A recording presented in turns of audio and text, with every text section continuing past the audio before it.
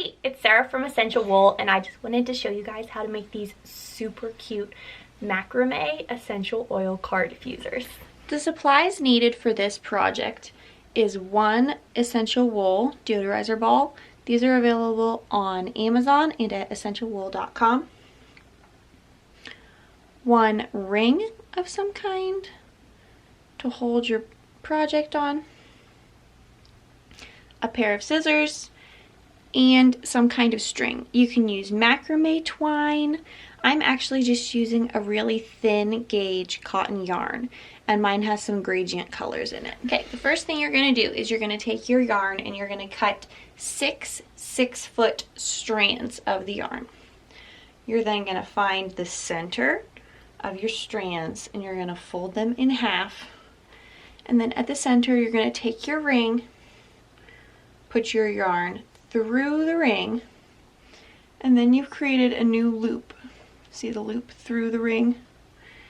And then you're going to pull the tails of your yarn through that yarn loop and pull it tight. It's easier to do the next couple steps if you can hang your project up on something. I have mine hung just with some more yarn on a nail. And then you're going to divide. You now have 12 strands because you folded your 6 in half, and you're going to divide them into 3 groups of 4. Like so. The knot that we're going to do is called a macrame half knot. So you're going to take the outside 2 pieces. So you see you've got your core in the center, 2 in the center, 2 on either outside. You lay one piece over top of your core, and then your other piece you go over the tail, so make sure this is on top, and then behind everything and through the first loop you made when you went over. And you're going to take this and just pull it tight up to the top. Okay? Now it's a half knot if you keep starting with the same side. So always pulling the same side up on top, and then the other one behind, and up, and you tighten it, and that'll create a twist if you keep doing that. You're going to go ahead and continue this until you've worked about 2 or 3 inches down. So I ended up doing about 30 knots, and I'm going to repeat on my other 2 groups of 4. For this next step, it can be easier if you have your wool ball handy. So what we're going to do is you're going to take 2 groups, and you're going to take the outside, or the right 2 strands from one, and then the left 2 strands from the next one.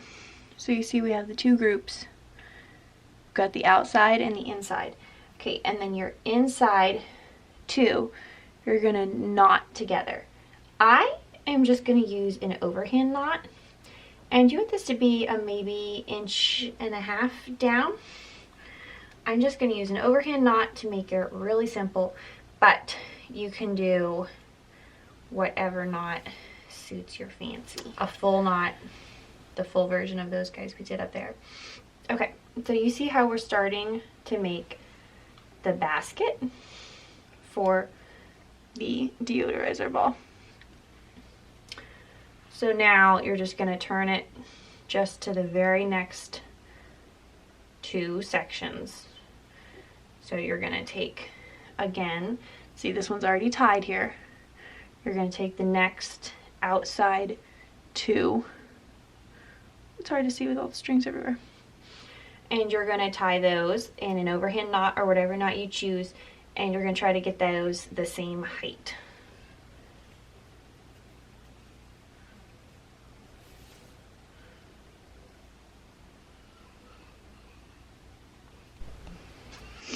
And you're going to do that one more time so that you have a total of 3 knots.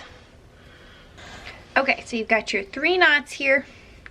1, 2, 3, and if you take your deodorizer ball, you'll see that this is starting to make a basket. So now you're just gonna take the deodorizer ball and you're gonna play with it and get it to sit where you want in the project. And this is about where I want mine to sit in the little basket. So I'm just gonna actually finish by tying one more overhand knot right where I pinched it. Take all the fabric, the yarn, fold it up, pinch it over, and just get the knot nice and tight right where I want it.